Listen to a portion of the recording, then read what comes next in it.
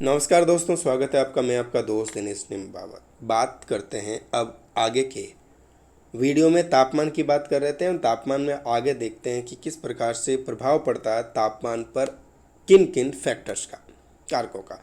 बात करते हैं मेघ आच्छादन प्रभाव का, यानी मेघ का आवरण, मेघ सघन होंगे, गन ये जो है विरल होंगे, उसका प्रभाव किस तरीके से तापमान पर पड़ेगा, इसकी बात हम करने वाले हैं। ठीक है, निवेदन चैनल से सब्सक्राइब कर लीजिएगा चैनल को। मेघ आच्छादित पर आकाश में विकिरण की दशा भिन्न होती है। ठीक है, मेघ कण यानी ब्लैक बॉडी की भांति सभी प्रकार के तरंग दैर्ध्य को अवशोषित करते हैं। पार्थिव विकिरण से प्राप्त ताप को ग्रहण कर उन्हें पुनः पृथ्वी तल पर ताप धाराओं के रूप में लौटा देते हैं। इसलिए रात में मेघ आच्छादित होने पर धरातल शीघ्र ठंडा नहीं होता। क्या करते हैं ये मेघ आच्छादित कृष्ण का जो होती है, पार्थिव विकिरण से प्राप्त जो ऊर्जा होती है, इन्हें पृथ्वी तल पर ये मेघ आच्छादित ज़्यादा हो जाएगा तो ये वापस जा नहीं पाते हैं। ज़्यादा मेघ होंगे तो वो क्या करते हैं, इनको वापस पृथ्वी की ओर, जो रात को दीर्घ तरंगें लौटती है उसको वापस पृथ्वी की ओर क्या कर देते हैं, परावर्तित कर देते हैं। इस कारण वहाँ टेम्परेचर जो क्या है, गर्म रहता है पृथ्वी का, या जल्दी ठंडा नहीं होता। अगला है हरित गृह प्रभाव, भी देख लेते हैं इसमें साथ में। जैसे हमने बात कर ही चुके पहले, ग्रीन हाउस इफेक्ट की बात करें, हरित गृह या पौध घर उष्मारोधी दीवारों वाला एक ऐसा कमरा होता है, एक टाइप से क्या है, कमरा है कि क्या है, एक कमरा है। ठीक है ना, पौध रूपी यानी अंदर पौधे हैं मान के चलते हैं, जिसकी छत कांच या पारदर्शी प्लास्टिक से बनी है। हमने ऊपर पढ़ा, पहले वीडियो में देखा था। एक प्रकार से मान के चलते हैं, ये कमरा हो गया, या पौधे लग रखे हैं या पौधे हैं। ठीक है, ये कांच की एक दीवार है। ठीक है, अब जिसके अंदर सूर्य की किरणें कांच को भेद कर अंदर तो आ जाती है और तापमान को क्या कर देती है, बढ़ा देती है। ठीक है ना, किंतु उष्मा जो है कमरे से बाहर की ओर विकिरण बहुत कम होता है, बाहर नहीं जा पाती है, कम जा पाती है। फलतः शीत ऋतु में भी कमरे के भीतर तापमान बाह्य वातावरण की अपेक्षा अधिक रहता है, जिससे ग्रीष्मकालीन सब्जियां उगाई जा सकती हैं। देखिएगा, आजकल इसका सब्जियों में इफेक्ट ज़्यादा होता है। एक कांच की एक लेयर बनाई जाती है, इस तरीके से कमरा बनाया जाता है। ठीक है, इसमें आपके मान लीजिए कोई सब्जियां वगैरह लगा दी गई हैं। ठीक है ना, सब्जियां वगैरह लगा दी गई है, यहाँ से सूर्य की किरणें दिन में आई, ये क्या हो गया, मामला गर्म हो गया इधर का वातावरण। अब आपके देखिए, गर्मियों सर्दियों में भी दिन में गर्मी पड़ेगी तो यहाँ गर्मी आ गई। अब रात में क्या होता है कि सर्दियों में ज़्यादा ठंड पड़ती है तो ये सब्जियाँ क्या हो जाएगी, ख़राब हो जाएगी। लेकिन ये जो दिन में जो टेम्परेचर आया लघु तरंगों के रूप में बाहर नहीं लौट पाता या कम लौटता है, जिसके कारण रात में भी इस एरिया का जो है ये कांच की लेयर जो है इस टेम्परेचर को बनाए रखती है, जिस कारण से ठंडी नहीं होती है या फिर सर्दी यहाँ नहीं पड़ती है, या फिर टेम्परेचर बना रहता है। इस कारण से सर्दियों में भी गर्मियों वाली सब्जियां आती है। समझ में आया आपको? इस तरीके से ये मैटर काम में लिया जाता है, सब्जियां खराब हो जाती है। इसलिए कहते हैं कि हमें आजकल तो हर सब्जियों का पता ही नहीं चलता, हर मौसम में हर सब्जी मिल जाती, इसका कारण यही है। ठीक है,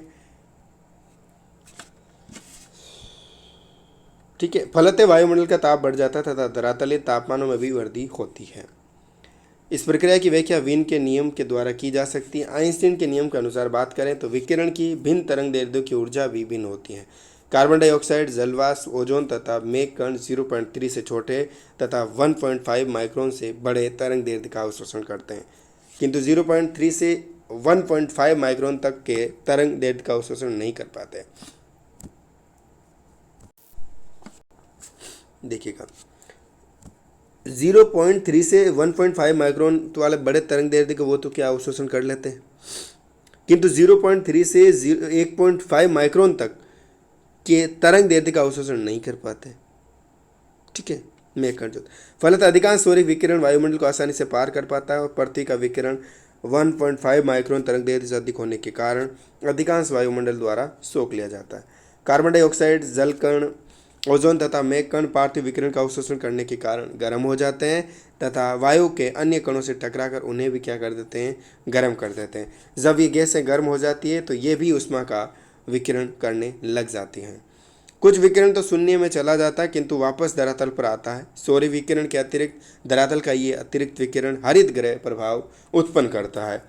हरितगृह प्रभाव उत्पन्न करने में जलवाष्प की मात्रा का प्रमुख योगदान होता है, जिससे जो है गर्म वायु में जलवाष्प धारण करने की क्षमता बढ़ जाती है, जिससे हरितगृह प्रभाव भी क्या होता है, बढ़ता है। पृथ्वी के वायुमंडल में हरितगृह प्रभाव तेजी से बढ़ रहा है तथा धरातलीय तापमानों में क्या हो रही है, वृद्धि हो रही है।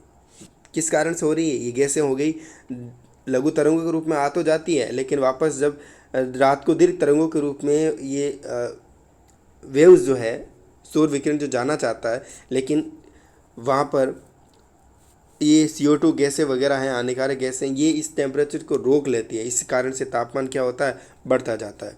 इस तथ्य की पुष्टि 1988 के उत्तरार्ध में हुई और National Aeronautics and Space Administration NASA के Goddard Institute of Space Studies के विद्वान हैंसन तथा उनके साथियों ने 1860 से अब तक के तापमान रिकॉर्डों का विश्लेषण करके निष्कर्ष दिया कि सऊदी में पृथ्वी का तापमान 0.5 से 0.7 डिग्री सेल्सियस तक बढ़ा है। ये ठीक है ना, कितना बढ़ा है, कितना बढ़ा है, 0.5 से 0.7 सेंटीग्रेड ये पूछा गया, ठीक है ना।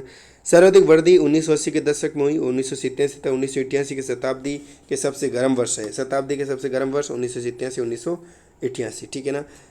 ठीक है, कनाडा की ज़िलों में औसत ताप की वृद्धि तथा अंटार्कटिका महाद्वीप के चारों ओर, आर्कटिक पर महासागर के भीतर की ओर, समुद्र हिम की सीमा में कमी, हिमालय के ग्लेशियर का तेज़ी से पिघलना।